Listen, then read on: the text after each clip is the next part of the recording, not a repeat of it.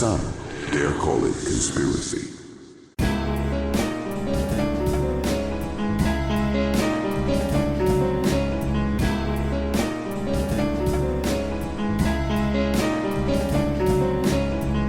Welcome to Some Dare Call It Conspiracy with Brent Lee and Neil Sanders. Today, we're diving into the mind-bending theories and controversial beliefs of actor Terrence Howard, as revealed during his recent string of interviews on the Joe Rogan Experience. Making his return to our show is UK hip-hop and battle rap legend Tony D. Together, we'll delve into Howard's claims about a new mathematical system he calls Terryology, his thoughts on gravity, the periodic table, and even his assertion that the foundational principles of math and science are flawed. We'll also touch on the eccentricities of historical figures like Nikola Tesla, Howard's belief in conspiracy theories involving ancient aliens and DNA alteration, and his role in spreading misinformation about vaccines. Furthermore, we'll discuss the critical importance of fact-checking, the dangers of misinformation, and the societal consequences of rejecting established knowledge. Whether it's Howard's unique theories, Joe Rogan's controversial episodes, or the underlying reasons to why some people are drawn to conspiracy theories, this discussion promises to be both enlightening and entertaining. Now, let's discover where the truth lies.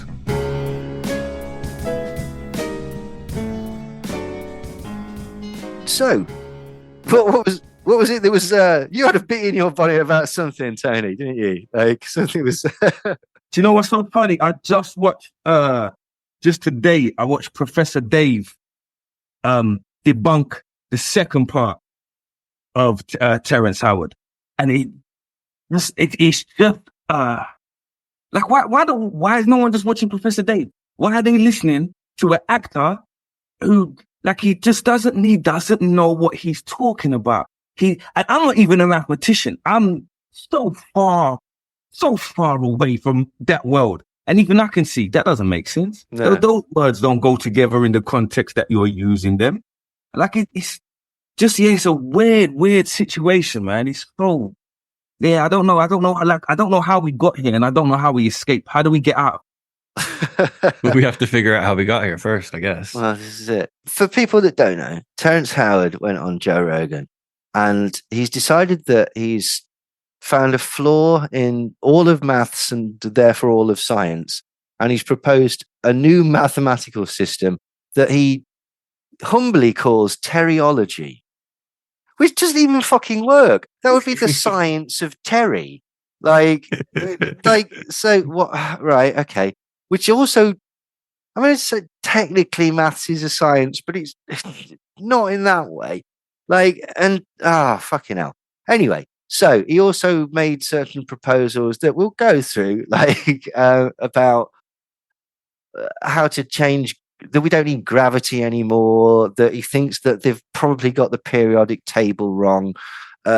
Einstein is wrong. The theory of relativity is wrong. Yeah, all of that. He's better than all of them. And Terrence Howard, we were just discussing this before we came on. Right, okay.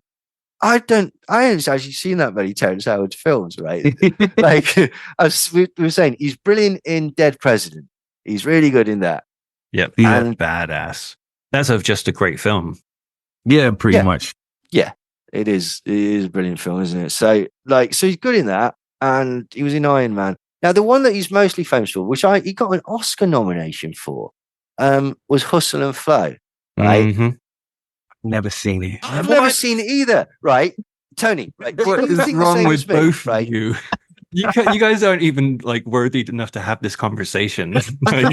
I'll tell you for why. Right? Okay. Because it came out after 8 Mile, right? Okay, so I just thought, oh God, this is the R&B 8 Mile. It's for girls. No. Well, all right, I'm wrong, right? But that's what about the invention of trap music, man.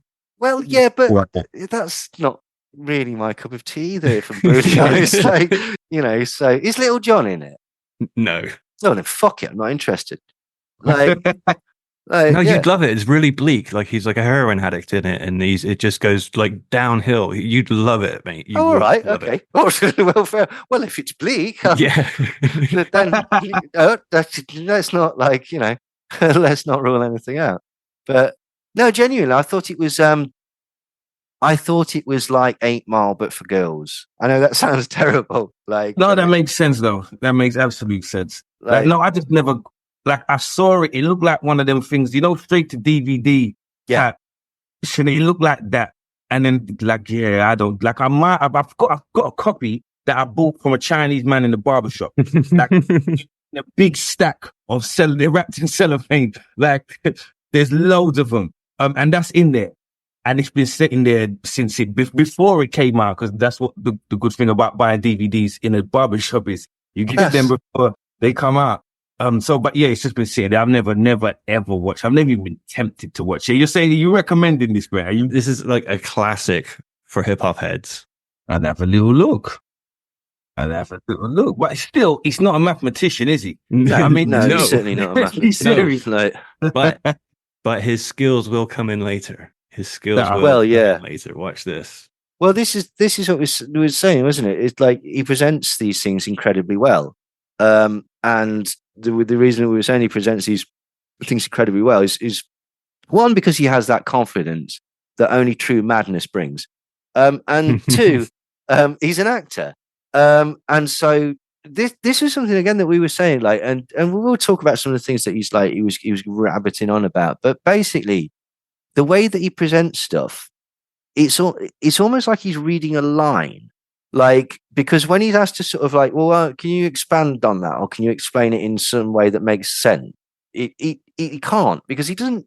I don't think he fully understands the subjects that he's talking about.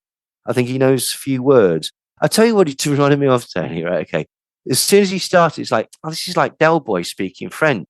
He probably thinks that he actually like. He probably thinks that he's actually making some sort of like sense, like, but he isn't. In his head, he's probably like, this is like fluent. Do you know what I mean? This is mathematical speak. Kind of, I know I'm pressing all the right buttons here. And it's like, if you just know language, like one of the problem that he has is just the word multiplication. Yeah. He's hung up on the word multiplication. And if you just listen to an explanation about how that word is used in that particular context, oh, really? And you don't need to worry about 1 times 1 equaling 2, because it doesn't make 2, bro. That's not a thing. But yeah, it's like, I watched the Neil deGrasse Tyson rebuttal to it, when he said, sometimes you know enough, like you know enough to think you know something, but you don't know enough to know that you're wrong. Yeah, totally. And that's kind of where he seems to be. Like, he's got this idea of all these different things. And he's like, well, that's kind of similar to that. So they must go together. Yeah. And then he's built an entire theory based off that. Yeah. This is exactly what I actually text Neil when I started watching it. I was like, this man is the walking embodiment of the Dunning-Kruger effect. Yeah. And that's exactly what Neil deGrasse Tyson was saying. Like, this is a great example of the Dunning-Kruger effect. He has this much knowledge, which is like a decent amount, and then this much confidence. He is the walking embodiment of the Dunning-Kruger effect, and his language is the Gish Gallop. Yeah. Yeah. He's been doing this since about 2015, apparently. Like he had a revelation, or I mean, apparently even earlier, because one of his backstories is that he actually went to, I can't remember whether it was engineering school or biochemistry school or something like chemistry, that. Yeah. And he had a falling out with his teacher because what he says, and this is his beef, how can 1 times 1 equal 1? Because multiply means more. Like, go forth and multiply. Like, so he thinks that always it should grow in number. I forget the exact term that he says, but he says like, so it can't be this. This is wrong. So because of this, the foundation of all maths is wrong. And to me, it reminds me of like the people who were like, oh, you do know that gravity is just a theory. Yeah, you have. And it's like, okay, right. In sort of normal common parlance, when you'd be chatting to somebody, you might say, I have a theory. which means I think this might be how something happened. But that's not how theory works in the realm of science. Yeah. The concept of a theory, as in I think something might happen in the realm of science, is called a hypothesis. When it's called a theory, this means because we've tested everything and we know, and it's repeatable, and we understand the parameters of that force or molecule or principle or whatever. So that it becomes the theory. So the theory of gravity, or whatever. That it doesn't. Yeah. It's to do with how language works. There was a very similar thing during COVID, where people sent a freedom of information request to loads of different people, mostly to the wrong people, which is the stupid thing, but saying, can you send us an example of a virus, COVID or any virus, isolated? But we don't mean isolated in the term of science, which means to grow it, culture it on some cells and make it be sort of passed on to something else. They meant isolated in the sense of nothing around it, it not attached to anything, not in any fluid, not in oxygen. Yeah. And it's like, There you go. I've sought it for you. I've isolated it. But that's not possible any more than it is to make music without some sort of an instrument or device. Does that mean that music doesn't exist because you need a speaker to hear it?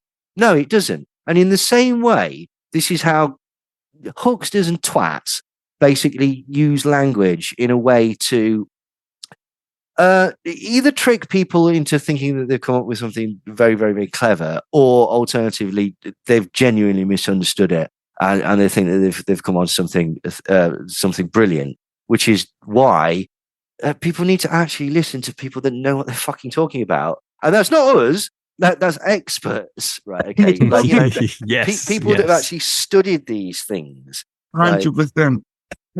Yeah, 100%. That's how, like, don't listen to me. Like I'm just telling you, there are people out there who really know how to do this stuff, and they'll explain it to you if you want.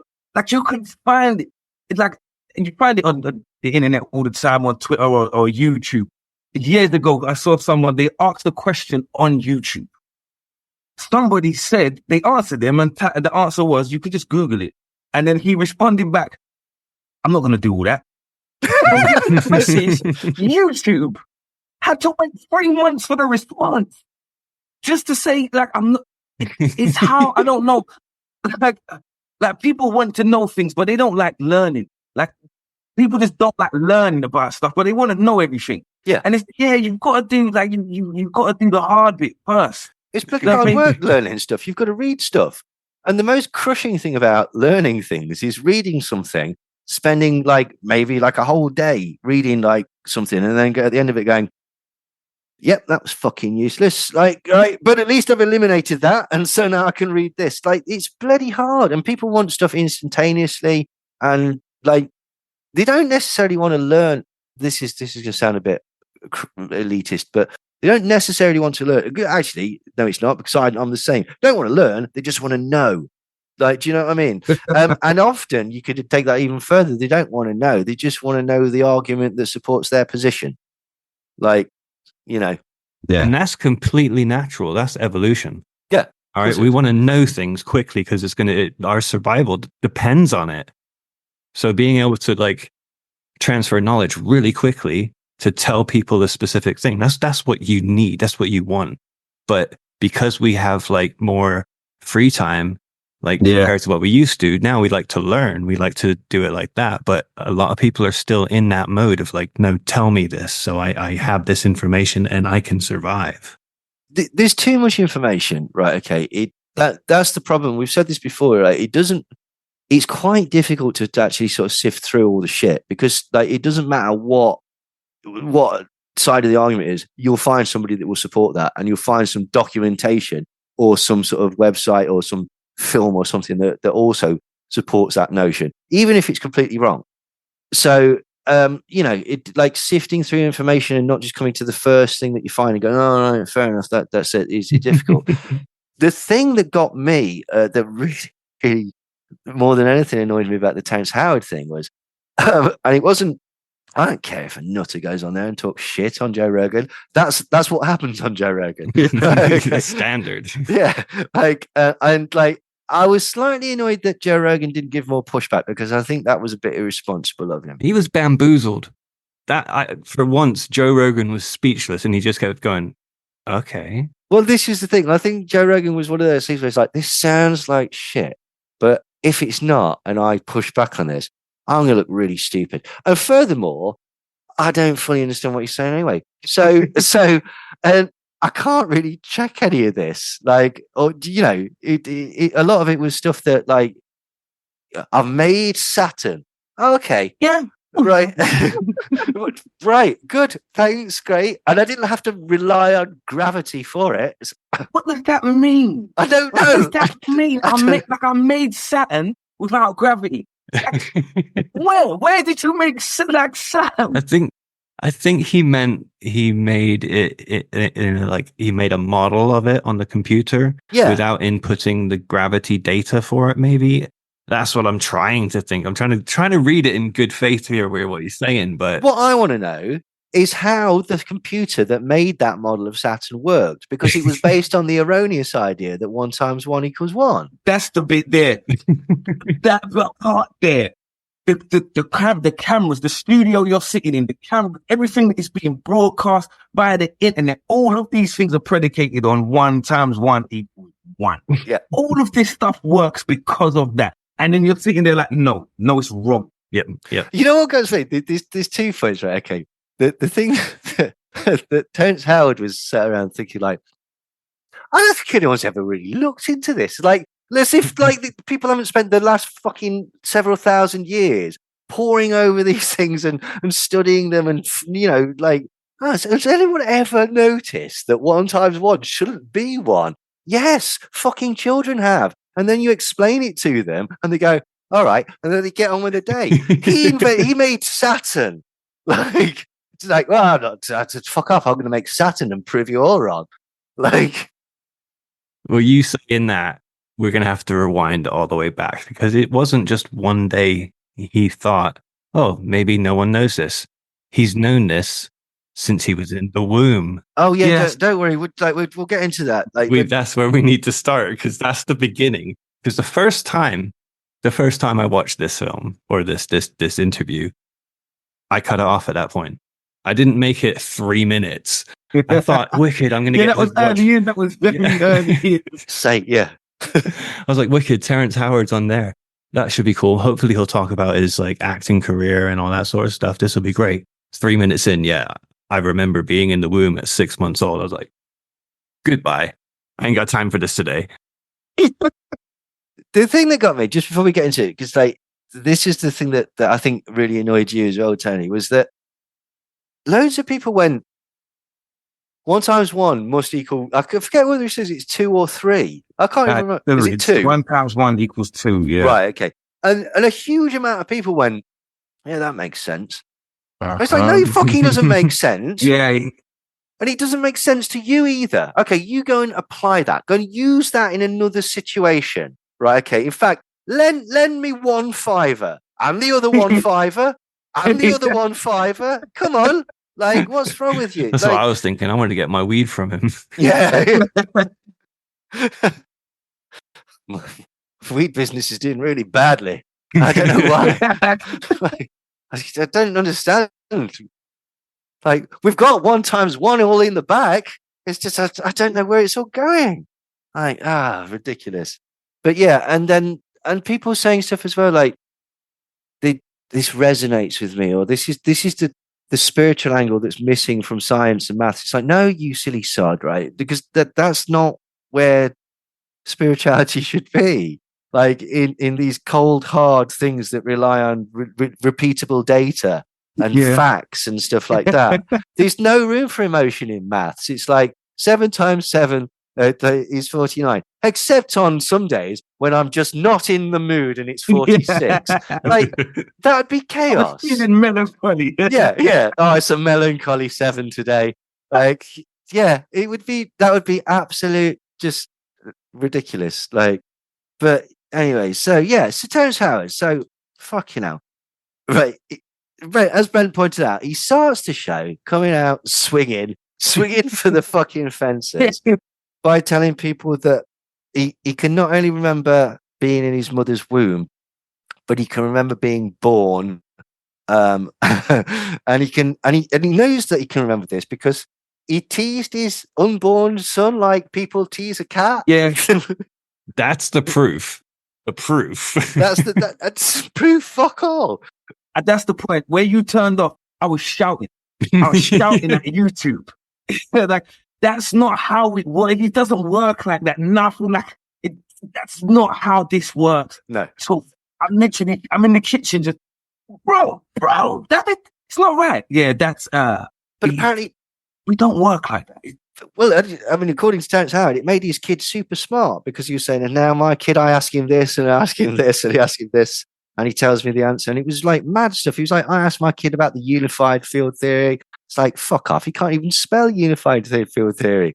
Like, he's a child. Like, have a word. Now, interestingly, he's not the only actor to have claimed to have remember being in his own mother's womb. There is another, like, so, you know, we want to dispel the myth of the crazy bug-eyed lunatic actor who really doesn't know what he was talking about. It was Nicolas Cage. Yes. Ridiculous Cage. Love it. Nicolas Cage on the Late Show with Colbert apparently said that he remembers the same. He remembers being vividly in his mother's womb. So I had a quick look into this. And apparently, the part of your brain that forms long-term memories, it isn't actually. It doesn't form until at the very earliest 2, but usually about the age of 3. So it's probably not a thing. Like, there's this stupid thing where you can convince yourself your memory is kind of fluid. The amount of times where you've remembered something, I remember that, and it's wrong, and you'll put somebody else in the situation. And yeah, I didn't even know you then. Like, you know, like I wasn't there. Like, oh, I'm sure you were, because you know that's how memories work. So you can implant memories. Oh yeah, totally. Like there's a famous one with like people. Did you see Bugs Bunny at Disneyland? No, and then they'll go away and they'll come back. And so you know what? I've been thinking about that, and I reckon I did see Bugs Bunny at Disneyland. And it's like, well, you didn't because he's not a Disney character. So it was impossible on a number of levels. Yeah, but yeah, so absolutely, like that can be done. Yeah, you can implant memories into people, and also someone explained it to me that when you remember something, you're actually remembering the last time you remembered it. Yeah.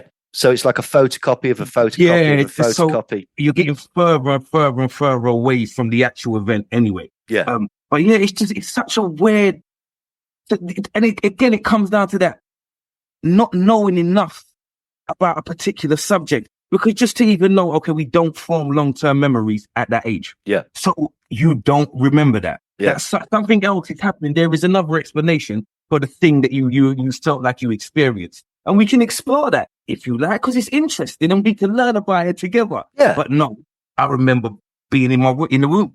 With my friend, my hand. Yeah, my friend.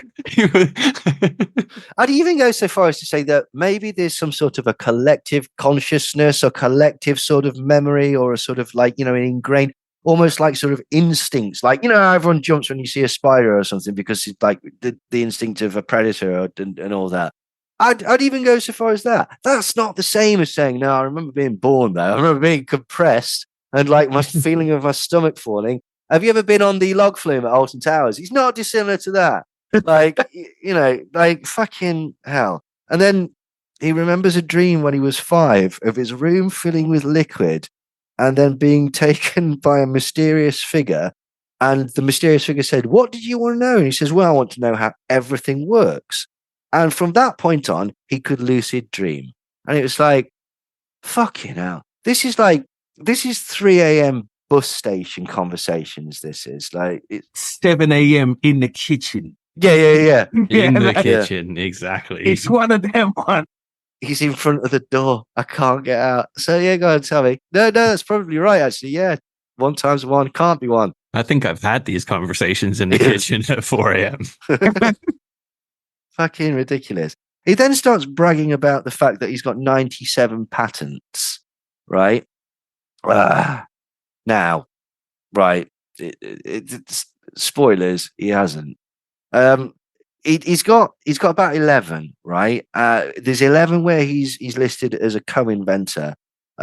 Most of these collapsible magnetic shape things that I think to be fair to him, they look like they might have an application in drones. He's not actually made any. He's just done computer simulations, which fuck knows, because he also did a computer simulation of Saturn without gravity. So, yeah.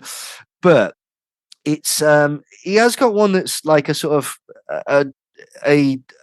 like an electronic way to fire a bullet. But here's the thing, right? Okay, a lot of these have been filed; they've not been granted, and there's a difference. There's a very big difference. Yeah, in those two. You know what I mean? Yeah. Now, to skip ahead a bit, he said that he's owed about $3 trillion or something like that because he invented the system for VR, AR, some shit or other. I don't know, like, which is like, as far as I could see, it's like a sort of an Alexa type thing. It's like, but it's goggles, but it's also sort of like, telling it to open the windows and things like this, as far as I can see, right? But anyway, it didn't get granted. It only got filed, and at the last filing, this is a bit embarrassing for him. It got rejected because there was an AT&T patent of a previous VR system, and let's be charitable, it borrowed some of the bits. It borrowed 9 bits from this AT&T patent and included them in its own one, but didn't give credit for it, and so it was rejected, and they never refiled it again. So that's a bit of a spoiler, but like, it does also give an indication that this man might not be entirely on the up and up, to be quite honest. But it's the scratch. Once you scratch below the surface, they're not even deep, just a little bit below the surface, when you find it all falls apart, because these things are verifiable. You can look, you can find out what a patent is, what it means, what it does. And then you can investigate, okay, what is to file a patent? And then is your patent granted? And what is the procedure? And it's just a little bit of research into something, and yeah. In times 1 equals 1. There was a bit actually on the thing that almost got a bit sketchy for him, because they were looking for his patent and they couldn't find it. And so they had to go to his website, if you remember, and find an embedded version of the patent.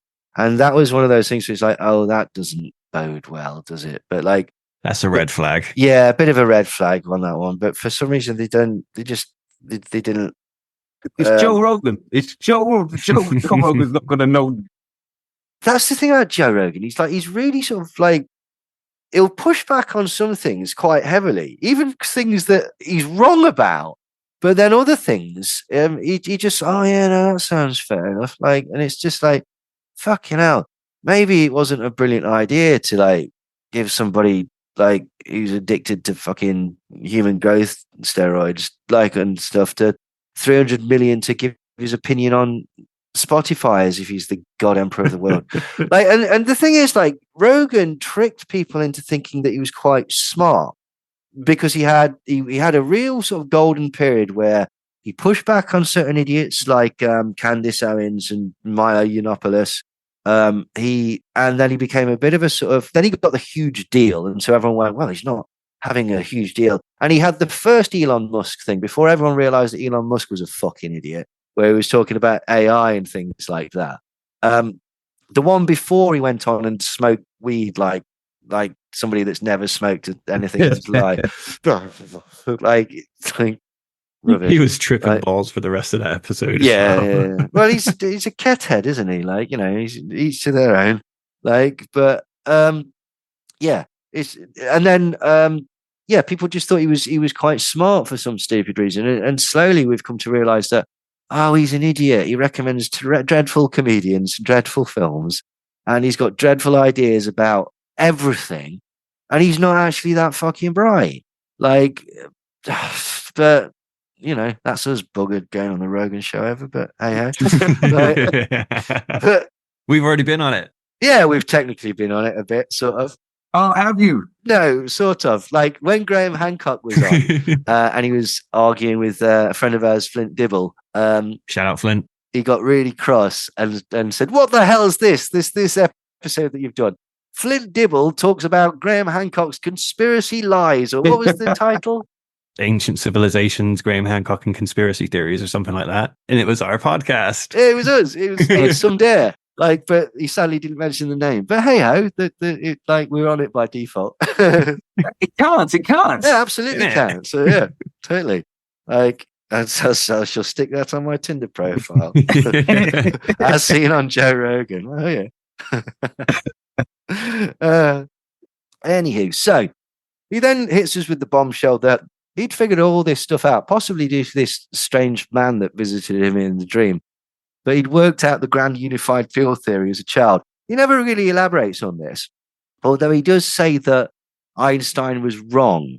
And I can't remember exactly what he said that he was wrong for, because he didn't take into account, it was something stupid. It was the Michael Morrison experiment, the ether. That was it. Einstein didn't take into account the thing that doesn't exist. Yeah, which the Michael Morrison's fucking theory proved doesn't fucking exist. Yes. That was the thing that got me about it. In fact, he says it in these notes. He's like, it's a bit further on. He seems to think that it was looking for the ether. It didn't find it, but he seems to think that it did. Like, and that was the thing. He was like, yeah, it was absolutely barking. Like, anyway, he said that in 2022, he was going to use this for a hydrogen tech in Uganda to sort of basically give Uganda free energy. So he's kind of on his Akon trip there a bit. Like, but it didn't actually explain what was happening. But he's been doing this since 2015. That was when he first started ranting. I think it was at the Emmys. He started going on about about this on the red carpet. Yeah. And or was it in 2019? I forget. But he said that the flower of life had opened and allowed him to discover what Pythagoras was looking for, which is lovely. Then, for no reason at all, and this also made me go, oh Christ, this bloke's seriously unhinged. He brings up the fact that he was framed for domestic violence. And I was like, nobody's mentioned that. Why would you bring that up? Why did you bring it up? Yeah. That's just like, it's like, oh, by the way, if there's any dead kids in the shed, nothing to do with me. It's just, there is. What a coincidence. Lucky I fucking told you. Otherwise, you'd have thought it was me. Like, anyway, so I had a bit of a dig, and I was like, I don't want to be like, sort of like grim with this, but he's been accused of like having a go at a stewardess and assaulting, I think it was a masseuse. Two of his ex-wives have basically said that he was violent to them, and he's actually admitted that he slapped his second wife, but he said that he did this because she maced him. But he said this after years of saying that he didn't touch any of them. I don't know about that, like, but it's just, I just thought, why on earth would you bring that up? That just, yeah. Yeah, you've already said 1 × 1 = 2. Like, you quit while you're behind. Do you know what it reminded me of? It reminded me again of when you're in that kitchen at a stranger's house at like 4 to sort of 7 in the morning, that sort of golden period, and you're talking to somebody you get along with, and then he'll bring something up like, and I was framed, I did 7 years for that bitch, but she's going to get hers. Anyway, mate, so where are you from? And it's like, oh, fuck, I'm speaking to the wrong person again. Like, no, I need to politely make my move backwards and just never take your eyes off of him. But yeah, he then goes into, oh, this is incredible. He thinks that he wants to rebuild the periodic table because it doesn't take into account tone or color. At one point, this is astonishing. He says, when you look at the angle of incident, which is to do with how light hits, it refracts. Yes. Then what he goes on about color and tone, which is to do with visual color and visual light. He then mentions octaves, hertz, and the key of E, which is to do with sound and music. And it's like, that's fucking what the fuck are you on about? Like, that's like saying, could I have a kilo of dreams, please? Like, it doesn't work like that. Like it honestly. Like, but that wasn't the most. Like, but this is the thing. Why isn't the periodic table based on different color and tone? It's based on the mass, the electronic mass, the number of electrons, and I can't remember what it's called, the something mass. The atomic mass. Thank you. And the atomic mass. And that's why they're grouped in those columns, to do with the similarity of the number of electrons and valences, which is essentially valence electrons is how they react and join together with other electrons, with other elements, basically. But he says, well, the other thing that got on my tits was that he kept pronouncing it silicone, which is the thing that goes in tit. Yeah. Silicon is the element. Like, and it's like, oh, fuck, mate. This is, As well as you just said about how the periodic table is laid out, there's also another level to it, and that's the most amount of information in the smallest amount of space. Yeah. It's what they're trying to portray in the way that the chart is laid out. Well, I think he misunderstands what the fucking point of it is as well. He completely misunderstands it. But that's what I mean. Why you can research this stuff in the beginning, you can find out what does this stuff mean. What, like, let's learn it, because at one point he talked about the bisexual tones. Yeah. I think they're a ska band. Like, honestly, mate, I've got a little list here of some of the things that made me think that potentially this guy doesn't know what he's talking about. He says that based on the natural curve, carbon, silicon, and cobalt are all the same tone and color. And based on the natural curve, they all have the same tone, the same key of E. And you can turn color back into sound. If you keep dividing light by 2, you get back to audible sound. As you reach into the next carbon octave, and they call that a bisexual tone because carbon has a positive and a negative side. But to break water into its components, all you need to do is introduce valium or volumia or something. I can't read my own bloody writing here, but it's just like, this is the rantings of a fucking imbecile. No, hold on. Tony, you're a teacher. And a musician. Does this make sense? It's literal, it's insanity. It's a collection of words that are vague. Some of them are vaguely connected. Some have nothing to do with each other at all. And then it's just an ensemble. It's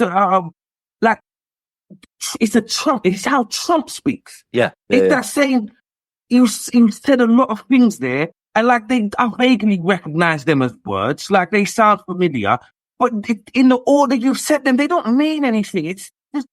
It's wild. And then again, people in the comments are like, you're just not understanding them. You're not smart enough to get him. It's too deep for you. Like, bro, go to school. Just go to school, please. For me, just start again. Fucking absolutely right. Like then he brings out, what was his name? Russell.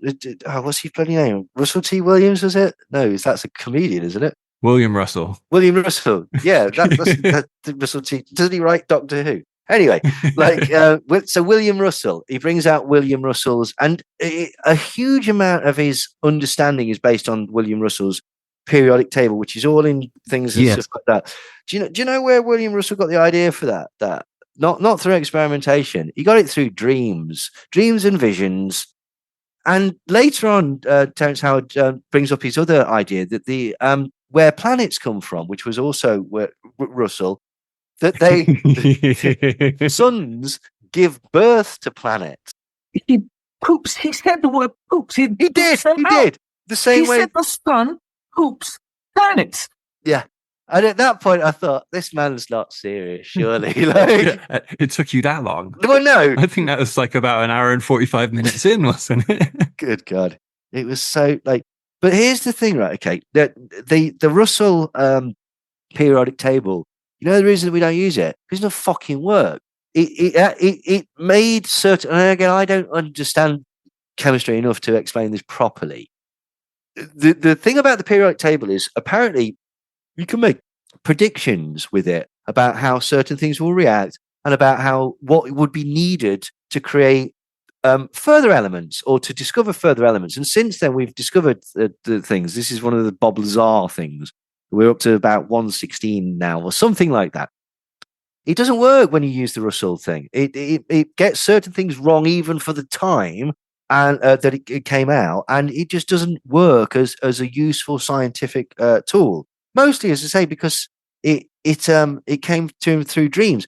Right now, here's the other stupid thing as well. When he says, "Oh, we know that suns gave birth to planets because we can track the rate at which planets are moving away from the sun, and they're moving at a constant drift." He got that from Russell as well. And Russell, can you believe that? Also got that from a dream. Like, which is just blows my fucking mind. It's like, are you serious? Like then we get into one of my favorite things. It is him proving that there is no straight lines in nature, and that all shape are somehow some part of some massive plot, because they used the flower of life in order to make shapes, but rather than go on the wobbly curvy bits, they just went down. They made a straight line, and it's like, oh, where the fuck do you even begin with such nonsense? Like, apparently, right? Okay, do you know why there's no straight lines in nature? Right, it's because of what the concept of what a straight line actually is. Right, a straight line, if it can only be tiny, because the second that it has any width to it or depth to it at all, it technically becomes a rectangle. So it's not a line, it's a shape.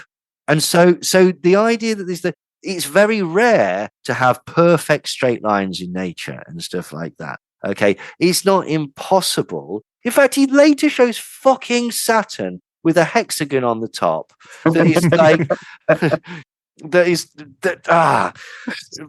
which apparently he doesn't believe in because shapes don't exist or some shit or other. Like, he then goes, magnets compress and electricity comes out of the sun and out of the equator, and he says that he knows more than Einstein, and he's confused because magnetic force attracts, but the word magnify actually means expand or increase. So how can magnets attract things? And it's like, I'm going to fucking climb into the computer and kill you. Like, you do understand how words have multiple, like... No, he doesn't. No, he doesn't, does he? That's the thing. He fucking doesn't. Like, and he's an actor. Like... Well, he's an actor, not a rapper, you know? He doesn't know wordplay, man. Oh, he's not got bars. Yeah. Yeah, someone gives him the words to say. Yeah. That's probably what it is. He's got no idea what any of these things mean. It's like, if you'd have won Hustle and Flow, it's like, thanks for that. Apparently it was a great script. I've got no fucking idea.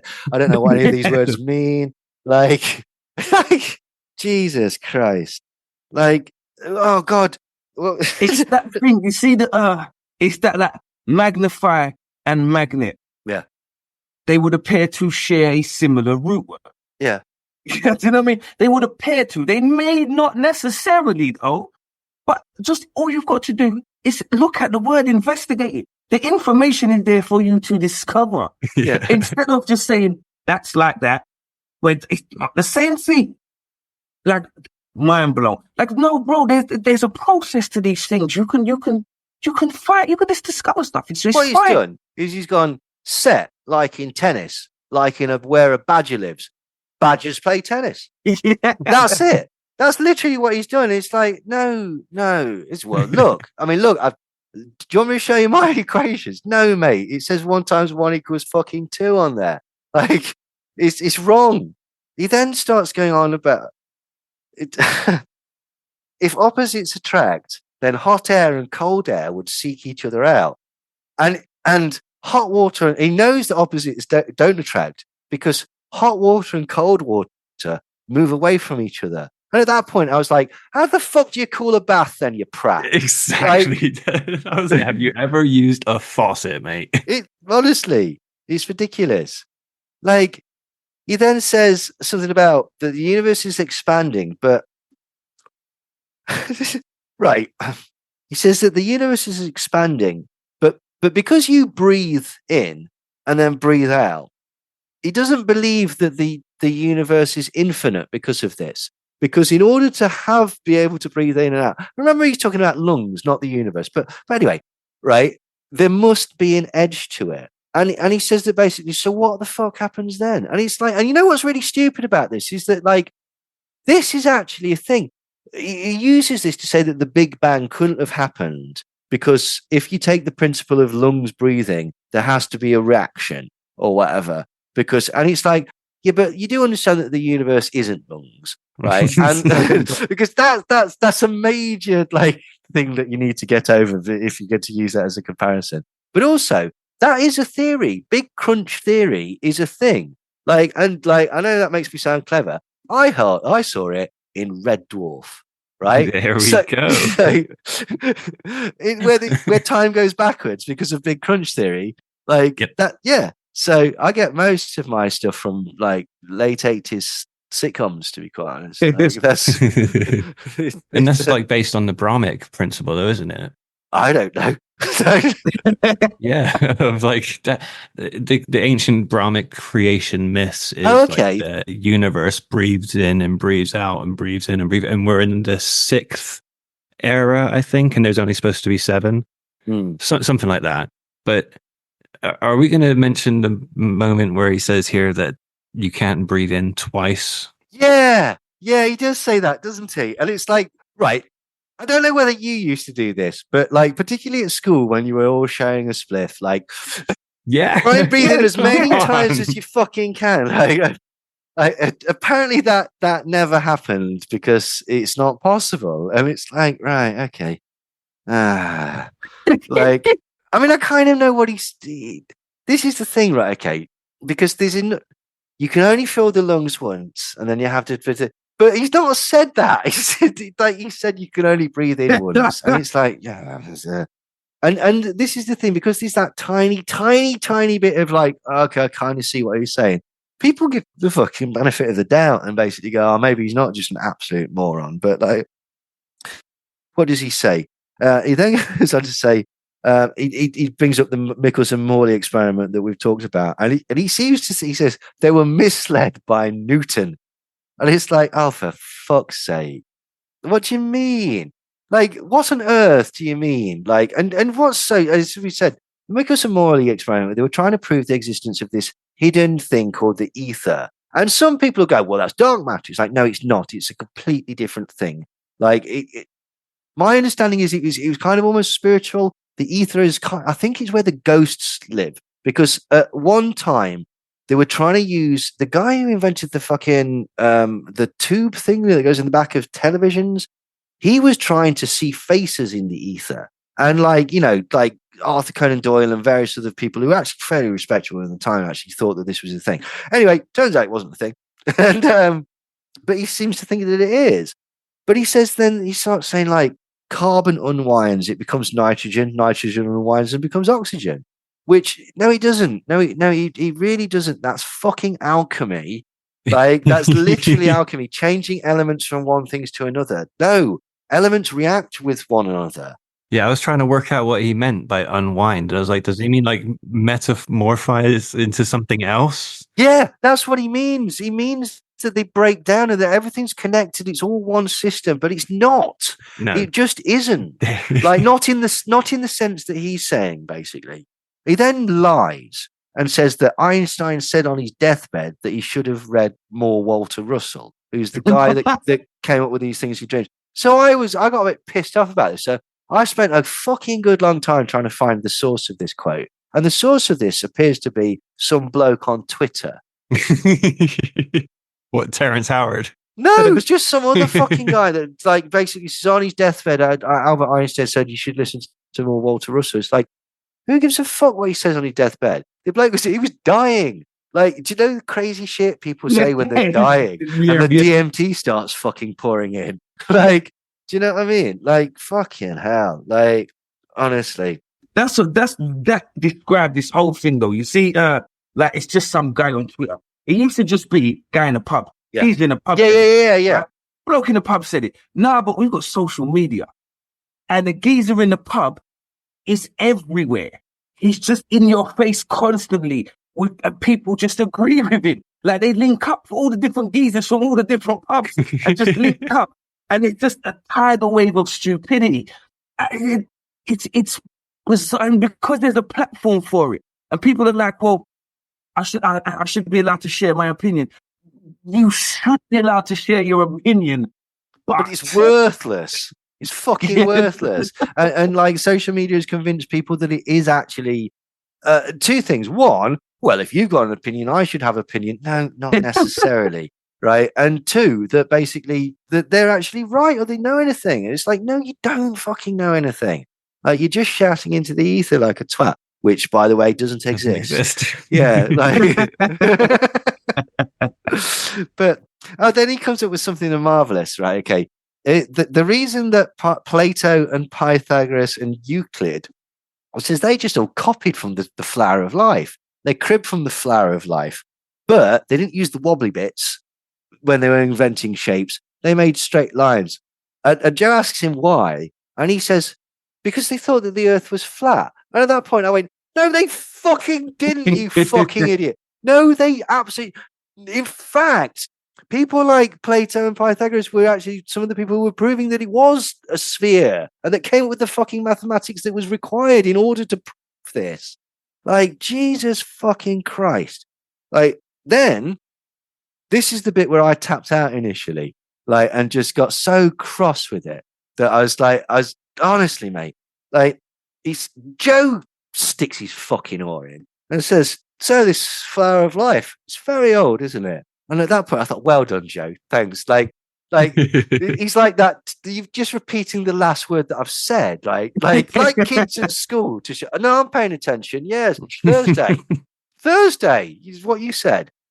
Like, it's like, oh, for fucking hell. Then he says, right, and this wound me up so much. Terrence Howard says that the flower of life is the oldest symbol known to man. And it's like, I don't know whether anyone's seen the fucking flower of life, but it's made up of, I can't remember whether it's 19 or 64 circles. Right, okay. You know, circles would have had to come before the flower of life. So you think so? So what got me is like, that's the first ever symbol, is it? Isn't that a bit complicated? Aren't you like, aiming a bit high? That's like, my toddler son painted the Sistine Chapel, but then regressed to doing finger painting. Oh, he's quite good at cats. Like, I mean, they're not real cats, obviously, but is that what he thinks happened? And again, as Tony points out, it's made of circles. What the fuck do you think they have? Do you think they back-engineered the circle like a fucking Roswell craft? Like, shit, we can use these. Like, oh, amazing. Like, like, if we could put 4 of these on some sort of conveyance, wow. Like, astonishing. Thank you, Flower of Life. I gotta come in though. Mate, I was well into all this Flower of Life shit back in the day. Like, what does it mean? I don't know. I was bamboozled too, but I thought, yeah, this is the shit. Drunvalo Melchizedek, you know what you're talking about, man. Right. Oh, fair enough. No. Honestly. It was kind of like the I don't know, creation was encoded in this symbol. And like you could see like when a cell divides and splits and then creates life, and that's like kind of the circles. Like if you imagine the flower of life in 3D, yeah, like that's cells splitting. So just shit like that. They'd show you those sorts of things, and you're like, oh yeah, that looks really cool. That seems like it must make sense. This is the secret to the universe. Yeah. It's all that this symbolism is this, and this is the sacred mother and the divine, and blah blah blah. And it's like, okay, right, okay. When it boils down to it, though, how can I use any of this? I thought that about this entire interview. How is it going to change my life? What does any of this mean? Nothing. Like, fucking nothing. Oh, he was going to obliterate the world at one point. Yeah, he got cross, didn't he? And decided, like, I very nearly destroyed the entire fucking planet. That would affect us. Yeah, absolutely. We destroy the world. Halfway through, this mouse with an incredibly big head walks out and goes, come on, Pinky. Back to the lab. Like, fuck's sake. He then starts, before he starts talking about his shapes between shapes, which is the space between bubbles on the flower of life, which is like, who gives a fuck? Who literally gives a fuck? He sent a 36-page treatise on the basis of 1 × 1 = 2 to Neil deGrasse Tyson. And also in it, he was saying how much he likes Walter Russell and Victor Schauberger and Tesla. And he's really cross because Neil deGrasse Tyson basically rejected it as nonsense. And he says, and Joe's like, oh, why wouldn't he see this as a teaching moment? And Terrence Howard really misrepresents what happens, right? Also that at that point, his alarm goes off for his detox supplements because he's got to remove parasites and balance his metals. It's like, this is the point where I knew it was going to go wrong. I was like, oh, he's not just a bit weird. There's some other shit coming, I bet. Yeah, well, he's on the train, man. He's on the train. Definitely. Neil deGrasse Tyson's response to this 36-page treatise is a masterclass in politely cunting somebody off.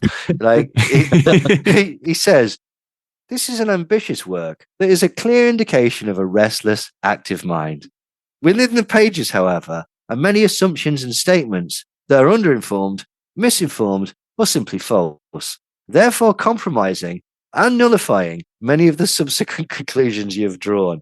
And it's like what happened was he sent this thing and actually Neil deGrasse Tyson went through it and with a red pen corrected all these sort of errors and then sent it back to him and said, I'd like to talk to you further about this, but you're not coming on my fucking show to tell the world that 1 × 1 = 2 because it just doesn't. So, and then he says something ridiculous. He's like, he says a number of ridiculous things. He says, you can't put the egg cannot come before the chicken. The chicken has to be there. And it's like, no, that's not true. Like, in fact, this is one of the, what came first, the chicken or the egg? The egg, we know. Like, if you looked at evolutionary biology, reptiles and all sorts of fucking stuff used eggs before chickens, right? And so he's got that wrong. Like, then he claims that he's worked out the ground unified field theory and that he's better than Giordano Bruno because Giordano Bruno used straight lines. And it's like, oh, for God's sake. Also, somebody pointed out that Giordano Bruno was around in a time before the concept of fields was even a thing. Faraday apparently came up with the concept of fields. So Giordano Bruno never even looked at the concept of grand unified field theory because a field wasn't even a scientific concept at the time that he was looking at whatever he was looking at. Giordano Bruno was a fantastic, brilliant Christian mystic, who was martyred by the church essentially for having certain outrageous beliefs actually about God, and that one of his things was that you can get to know God without the church. They killed him for this. Yeah. But fun fact, the English version of that name is Gordon Brown. Is it? Oh, Illuminati confirmed. It's got to be something, hasn't it? Like, fuck. No way. He then starts talking about his shit about the sun giving birth to the earth, which is nonsense. And then he accuses they of watching him. And what was it they keep going on about? It's just that he keeps trying to they keep trying to turn off his phone because his knowledge would destroy capitalism and the system of education. Yeah. The second part's right. Yeah, absolutely. Like, but then he says that it's right for men. He says that men are programmed to be unfaithful because chimpanzees have harems. And it's like, what?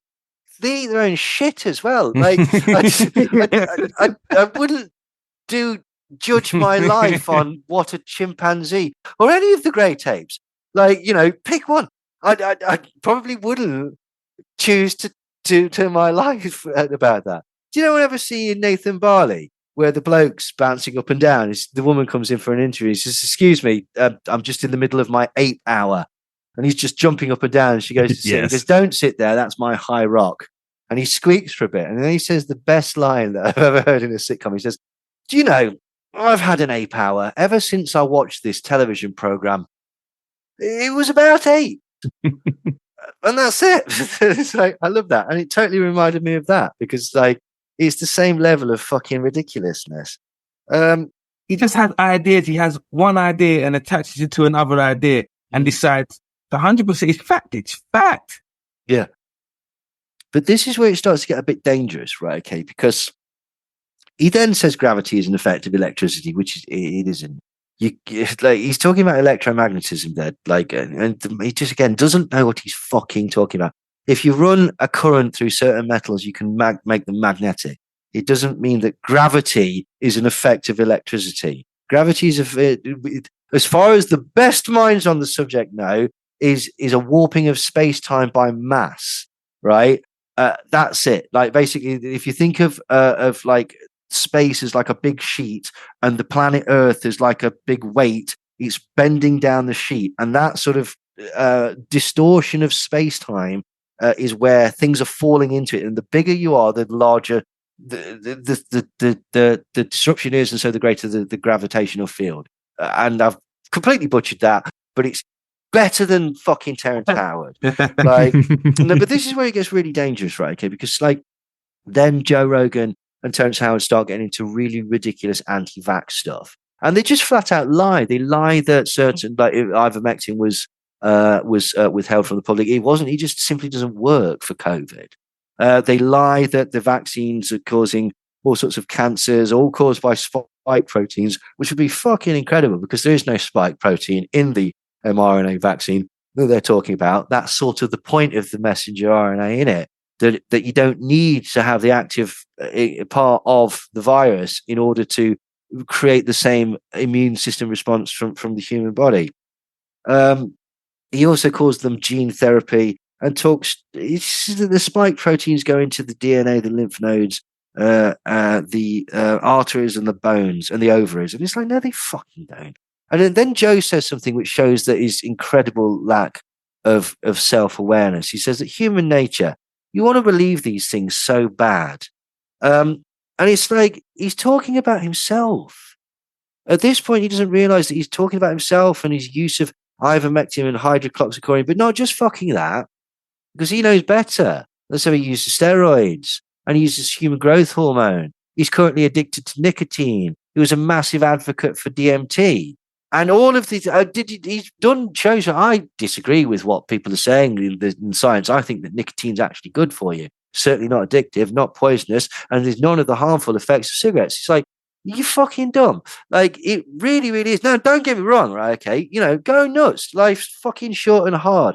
Like, if drinking, smoking, doing whatever helps you get through it, it's not my place to tell you to stop doing it, right? But he's just fucking lying to himself. And then they take it further.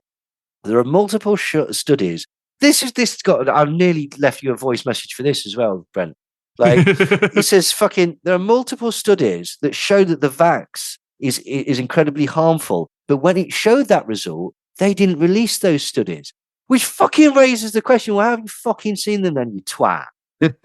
Like, you haven't seen them because they don't exist, which is why you've had to make them up and be so vague rather than citing the fucking evidence. Oh, and then he says that they suppressed ivermectin, which is bullshit because he fucking took ivermectin. What they didn't do was prescribe it to deal with COVID. Why? Because it doesn't fucking work. It doesn't work. Like, it's so ridiculous. Like, Joe then says something which is really dangerous as well. But ivermectin has been shown to kill viruses in vitro. And it's like, well, no, to be fair, it has in vitro, but that means in test tube environment. That is the very first step of an experiment. When they actually do it to in vivo, which is in a living subject, a rat, a mouse, even a human being, they found that it showed nothing. It was just rubbish. It didn't help at all. Then they rep up Jay Bhattacharya and say that he was silenced, which he wasn't silenced. He was actually part of the Great Barrington Declaration, which was a ridiculous document that was financed by coke industries and other members of the oil industry and oil refinery industry that recommended herd immunity. And what it recommended was locking up all the vulnerable people until everybody achieved herd immunity, and this became like the common cold. And I can already see the cogs whirring in your brain, Tony. Like, the problem with that is that those people who are incredibly vulnerable to it, they never get an immunity to this, which then becomes rampant and everyone else is used to. So that means that those people, the second that they're let out, will die. Will die instantly. Yeah, absolutely. But not just them. all the people that were helping treat them and look after them, and probably their family and potentially some of their friends that didn't want to be separated from them. So what the Great Barrington Declaration basically said was, we could kill loads of people, and that would mean that you could still go to work. Yeah? How's about that? Do you like that? It's win-win, isn't you like it? that, don't you? You like that. Like, but the thing is, right, again, this is a genuine thing, right, that people don't talk about, that this is a conspiracy that's real. Great Barrington Declaration, the recommendations of J. Bhattacharya, the recommendations of Carol Sikora, Sunita Gupta, Carl Hennigan, and various other people, they were actually influenced by three places actually. One, the UK Nudge Unit, the behavioral science insight, was actually telling people not to listen to the government and to try to go for herd immunity. Why? Because of another place that came from the government, the HM Treasury, who realized that they really did not want to spend that much money on furlough and stuff like that. And the third reason was that the government surreptitiously pushed herd immunity through all of these places was because their donors, and this is the banality of evil, their donors are essentially twofold. The oil industry and oil refinery industry, who wanted people using petrol and going to work, and the newspaper industry, Murdoch, News Corp, people like that, who wanted people buying newspapers on their commute. And they didn't care if people fucking died because they wanted them to be driving to work and buying newspapers. And the conspiracy crowd has missed that by a fucking country mile, not interested in it, and it's absolutely 100% fact. It's even come out in the inquiries, right? Will anything be done about it? No, nothing will be done about it.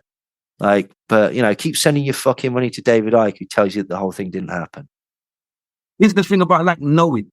Learning is difficult and it's a long process, but it's worth it because at the end of it, you have knowledge, you have latches. I mean, you learn wisdom, you gain wisdom from it.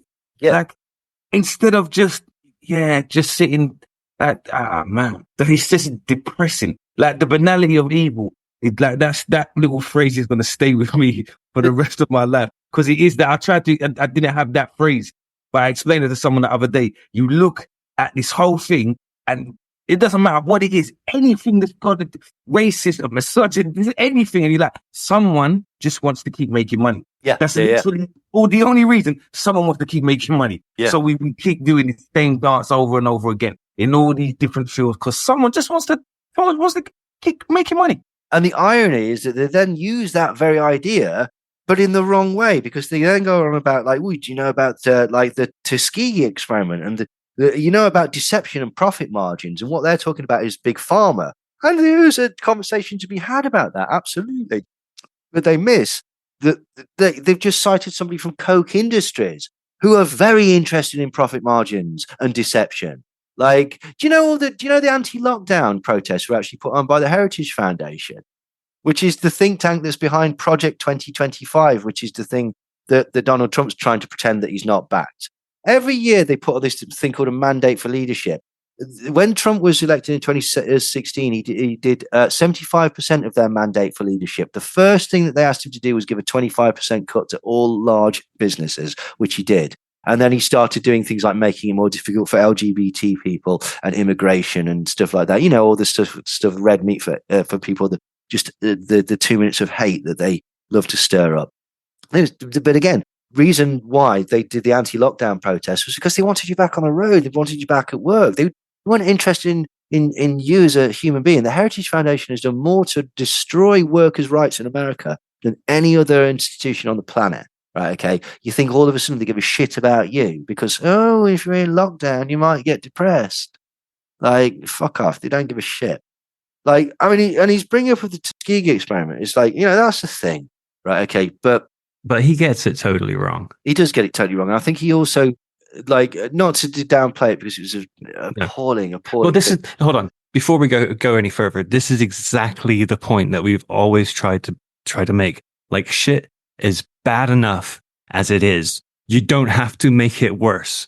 The Tuskegee experiment is a perfect example of that. It is horrific, but the conspiracy theories around it just make it so much worse, and it's not true. It sows a distrust that doesn't actually need to be there. It was also 100 years ago. Like,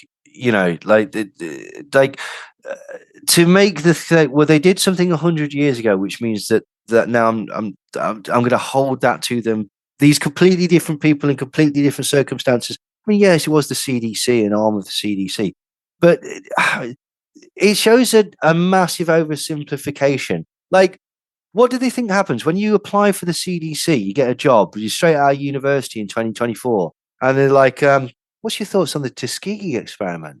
"Oh, I wasn't keen on that. Get out." Like, did like? I'm sorry, John. You're just not quite evil enough to work for this large pharmaceutical company. It's totally different people, obviously, but there's echoes of the systemic racism from then still, of course, echoing today. Of course, but again, what they're doing is they're missing that, right? Okay, all these problems are real problems, like large businesses exploiting people, people not really giving a shit about sort of products because, again, for money and stuff like that, institutionalized racism, lack of awareness, lack of trust in systems, people rightfully not trusting institutions. But when you make it into a fucking cartoon like this, I'm not doing this because of the and it's like that. I don't even believe you. I don't believe you. You're using that as a fucking excuse, right? What you're saying is, I'm a bit wary about this vaccine for whatever reason, blah, blah. Perfectly okay. That's your right. But what you're doing in many ways is exploiting the death of hundreds of black people by saying, the reason that I don't want to take this vaccine is because they killed some black people in Tuskegee 100 years ago. That's not true at all. Like that's just not true. And that's kind of offensive actually as well, using that as a sort of like as a way to justify your action. Because it's just not why you're doing it at all, really. But like, you know, people have got to do. Then he says something else that really got on my fucking nerves. Animals have never eradicated another species. And I said this to my mate, right? Okay, and my initial response was, well, tell that to all the red squirrels, right? Okay, because like, you know, that's why there's no red squirrels, because grey squirrels. But then my mate pointed out, it's like, so what happened to all the fucking animals that have existed since the dawn of time that didn't make it through evolution? Some other animal caused their destruction, because there were animals that existed and then didn't exist before human beings. I was like, yeah, that's a fair point, actually. Like that's even better than my red squirrels one. Like, but yeah, and it's like this again. It ties into this fucking idea that nature's all in harmony and stuff like that. I'm on this fucking channel on Twitter called Animals Fucking Dying, and I'm on the same. Oh my Jesus. God, I'm on the same page. The thing, wild. The thing that gets me is how. The only way you can describe wildebeests as they're being eaten to death and their guts are hanging out. They've got a face on them that's really nonplussed, like somebody's just stood on their shoe on the subway. And they're like, oh, this is beyond the pale. You're eating my guts out. It's like, Jesus Christ. Nature is not. There's this myth, right? Okay, as well, that if it's natural, it's good. They use it in advertising. Oh, nature, blah, blah, blah. And it's like, several things, right? Okay, like scorpions are natural, dog shit's natural. Do you want to spread that on your fucking toast, or do you want to spread jam on your toast? Because snake venom. Yeah, exactly. Jam is not found naturally in nature, right? Okay, but it's fine. You know, it'll be fine. It's fine. It's just jam.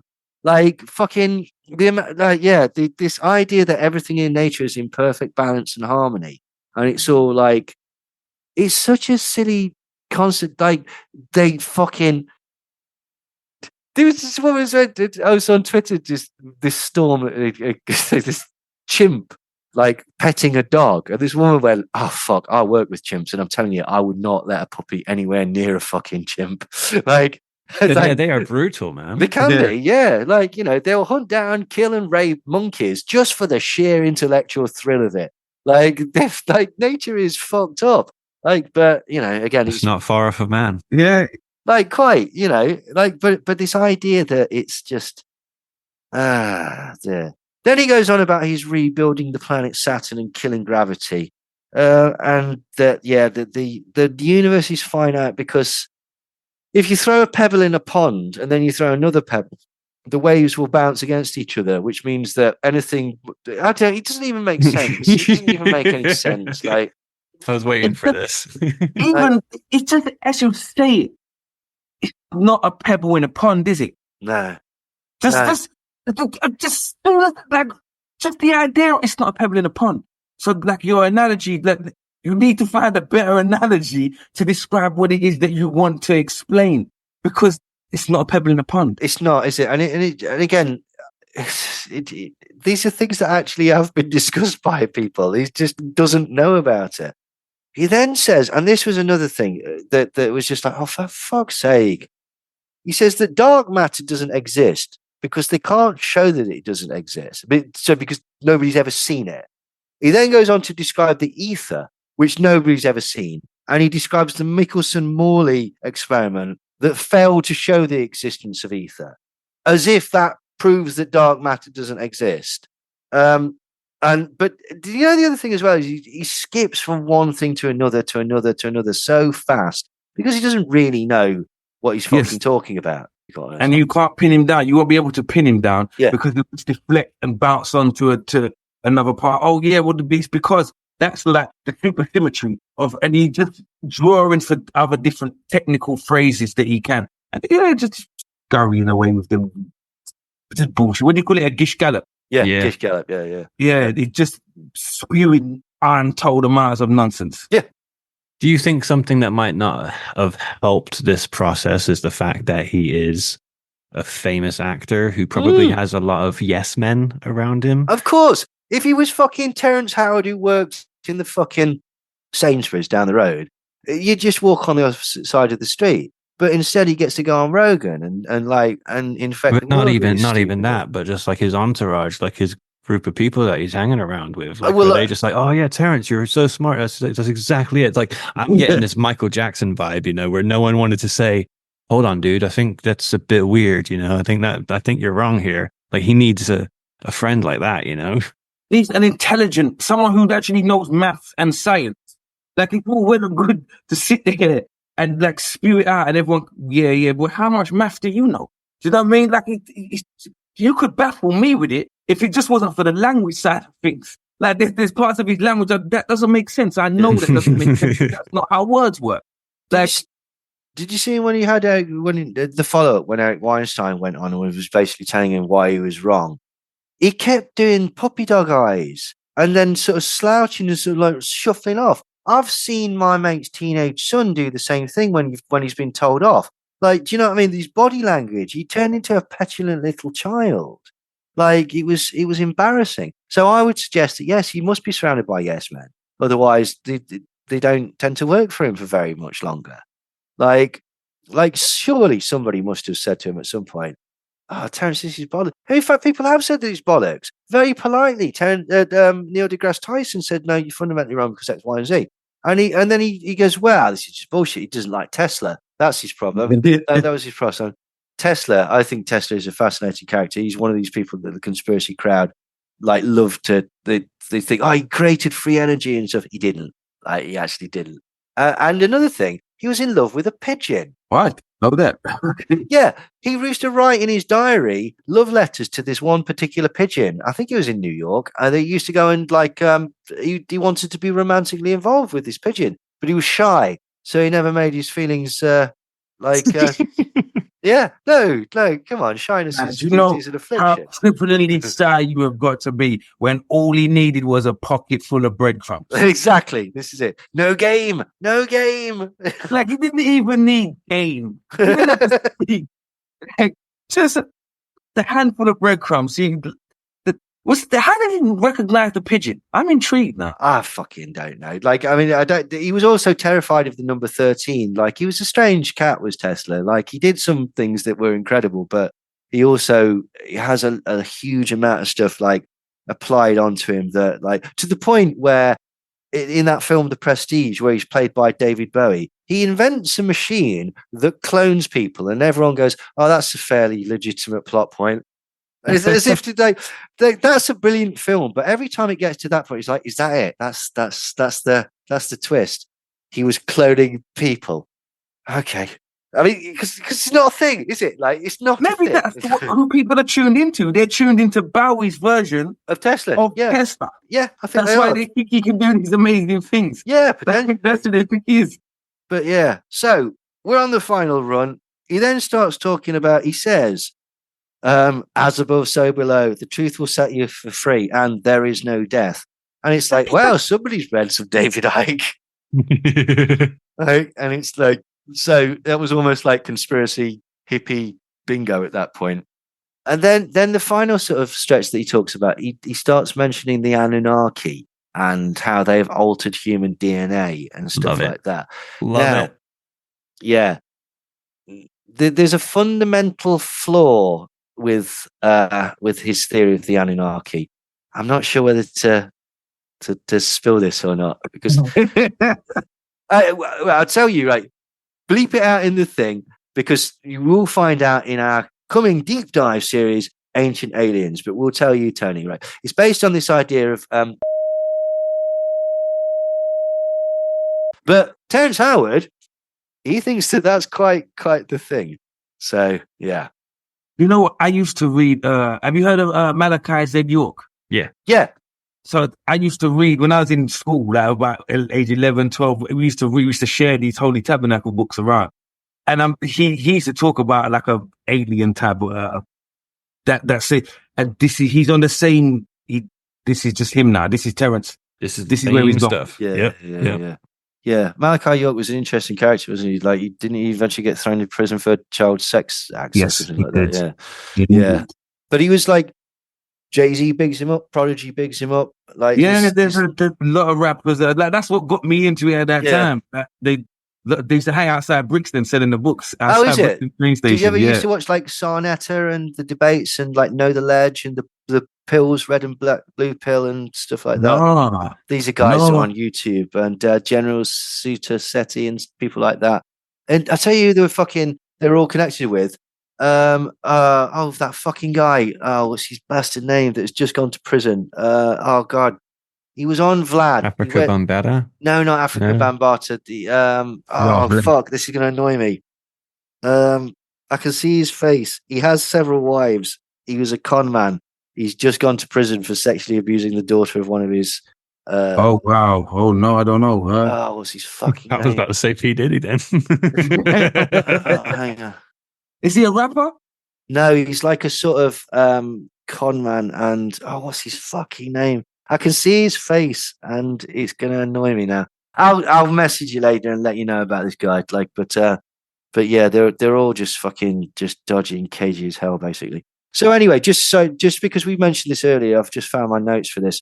What happened with his VR AR device was that he received a 28-page response asking him to clean up imprecise language. And there were 19 claims within this patent application, apparently. And all of them were rejected because they were far too similar to a previous patent that was put out by AT&T. So that just gives you an indication that basically, potentially, Brother Polite, that's his fucking name. Him, yeah, I know him. Has he just gone to jail? Yeah. He turned out that he was sexually abusing the daughter of one of his wives. Sexual abuse is a very, like, it runs right through as a theme, doesn't it? Yeah, you wonder whether they get into it to do that. Do you know what I mean? Or whether the power goes to their head and they just think that basically they're entitled to everything. Yeah, right? it's more likely that. Yeah, but there we go. Yeah, well, yeah, but yeah, he's so it's this Terrence thing. It's disheartening. Yeah, like more than anything, to look in the comment section. And don't get me wrong, sometimes I'm filled with joy that there are people who are just pointing out like this is dumb. It's really, really stupid, and I need you to understand how stupid it is. But there's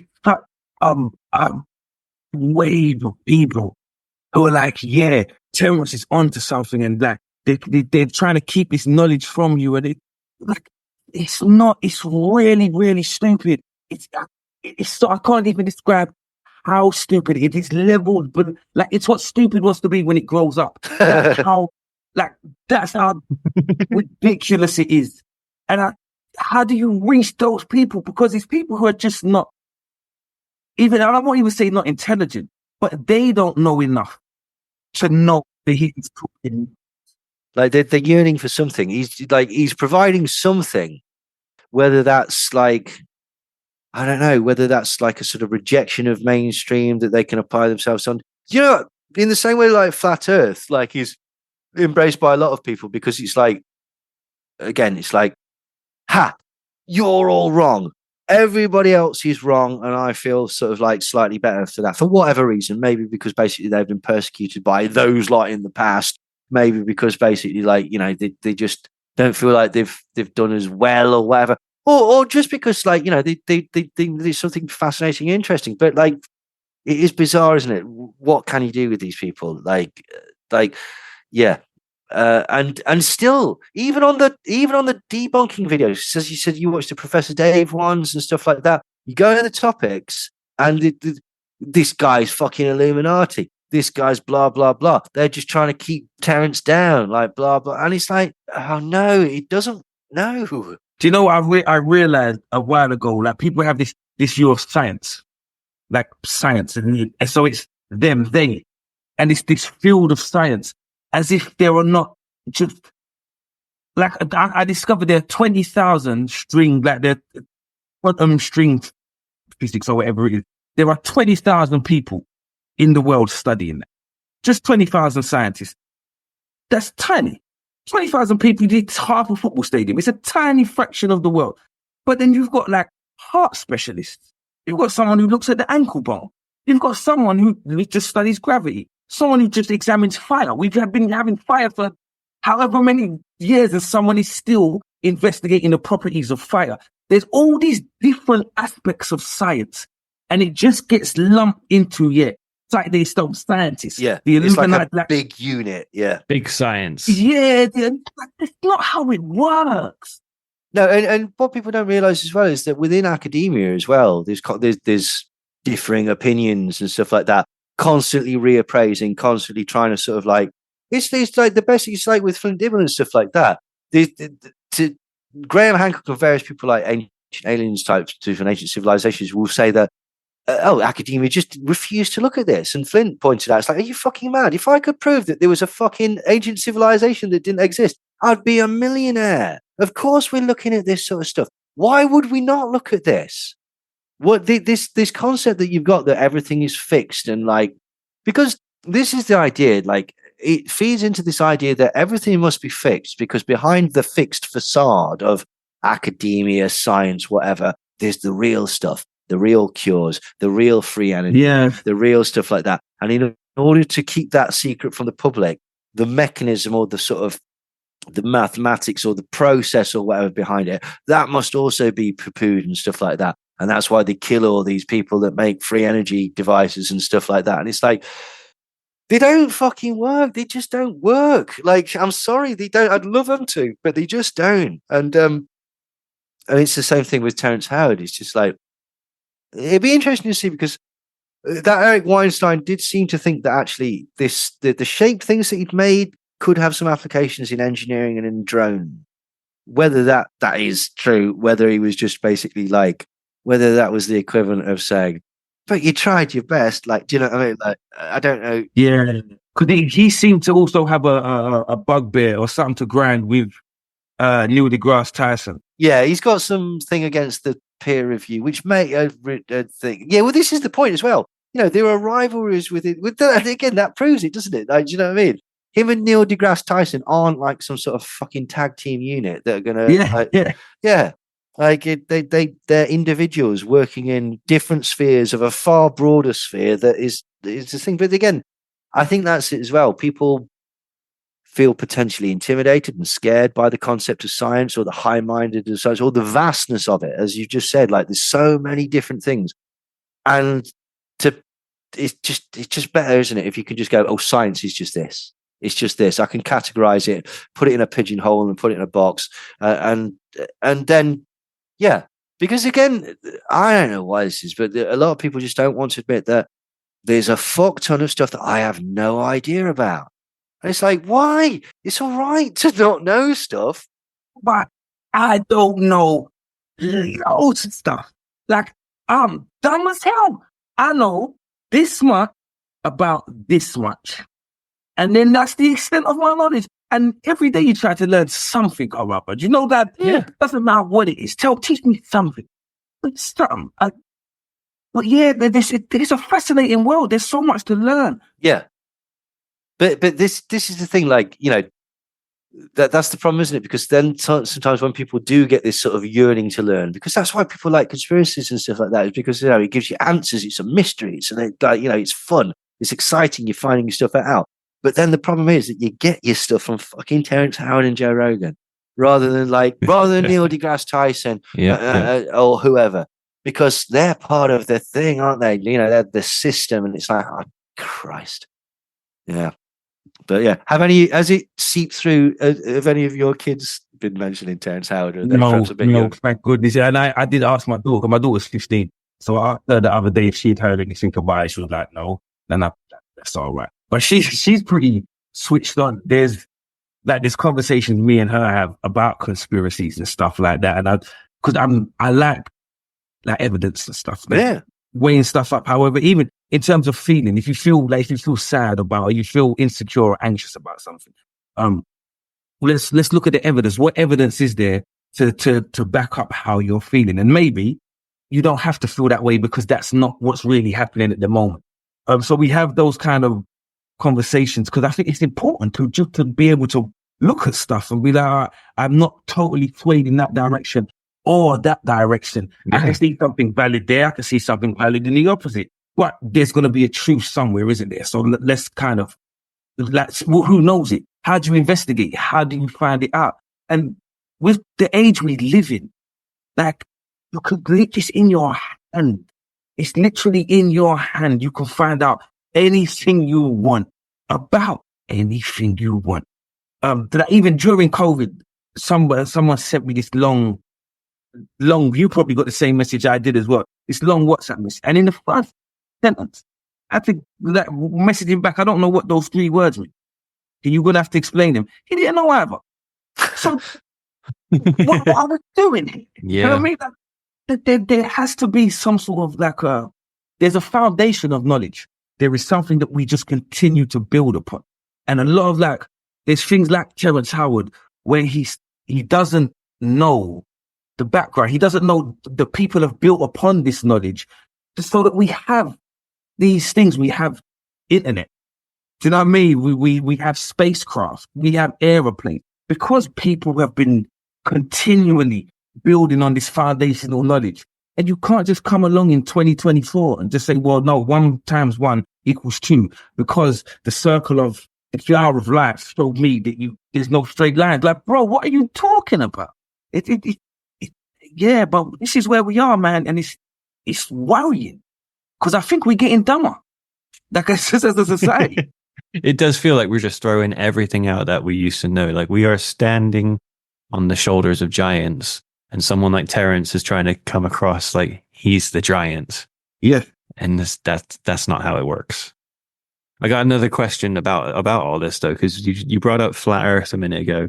His talking about gravity, like that whole understanding of what he thinks gravity is or isn't, is a flat Earth argument. Oh, is he making the flat Earth argument? Right. Okay. That's their explanation for what gravity is or isn't. Oh, right. So cut that, coupled with the stuff that he was talking about the vaccines, about how they were supposed to, the government was trying to kill us and take us all out. They haven't been tried stuff properly, which is bollocks. Right? Cancers have gone up 300%. All this nonsense. And yeah, they're watching us through the laptop. They're trying to stop Jamie from actually bringing up the thing that we're talking about because he's a TI at the same time, so he's a targeted individual. Like, how long or how much more convincing does he need to become a flat earther from this? You know what I mean? It's like, you're not far away, man. No, he's notching. He's got a lot under his belt. He's collecting them like Pokemon. Yeah, definitely. Right, but yeah, cool. I think that's that's us. I think we thoroughly discussed Terrence Howard far more than he deserves.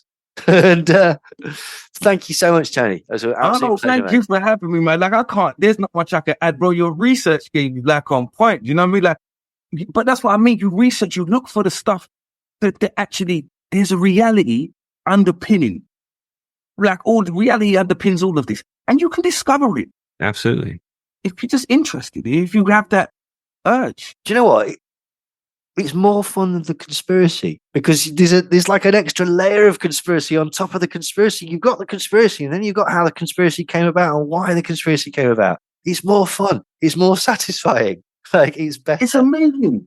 Because I've been watching you talking about ancient aliens, so I'm definitely gonna tune in to the thing that you do, because I've been watching this guy, Minuteman on TikTok. Yeah. And he's a young guy, but he's a real archaeologist. Oh yeah. And he's got a 2-hour video just tearing this guy apart. Oh, nice. But just kind of explaining, like, there's no need to think like there's some outer space like humans did it. Humans, we were smart enough and clever enough to do that, to do it, and we should be just proud of that. And like, instead of they were just primitive people and they couldn't have possibly, it was aliens. It was like. Well, there is a thing that you might have noticed when this starts to sort of come out at you when you watch the Ancient Aliens. It's like, oh, it was aliens in Egypt, was it? Oh, it was aliens in South America. Oh, it was aliens in Kenya, was it? And it was aliens in Arabia and India, was it? It wasn't aliens in Greece. It wasn't aliens in Norway. It wasn't aliens where there was any white people. So for some reason, white people didn't seem to need the leg up. They didn't. They had it unmatched. It was all right. Yeah, it's weird, that, isn't it? Like, the brown countries, they had to have the aliens. Obviously. There's no way that somebody did this. Like, this is it. But he's worth checking out this, because definitely. It doesn't just mean that he's got a bunch of different archaeological finds that people have attributed to all these, and he just does deep dives into them. And just fuck, I hope he's not bad. Should have watched him before he did that. It's just again, but it's just the knowledge. Yeah, he went to school and he studied all of these. Do you know, like the people who say, the stars are not real, the planets are not real? Oh, fucking hell, yeah. If you go to school, there's these massive telescopes. Massive telescopes. They'll let you use one. Your first foray into science, though. Do you know, like, literally the scientific method? I think if I do this should happen. Yeah. It didn't happen. Yeah. Why? Yeah. Why didn't it happen? And there's that's where we open up into, do you know what I mean? And we discover these things. Instead of, no, it's a grand conspiracy, the earth is flat. And I've known it since I was in the womb. Yeah. Oh, ridiculous, man. Absolutely fucking mental.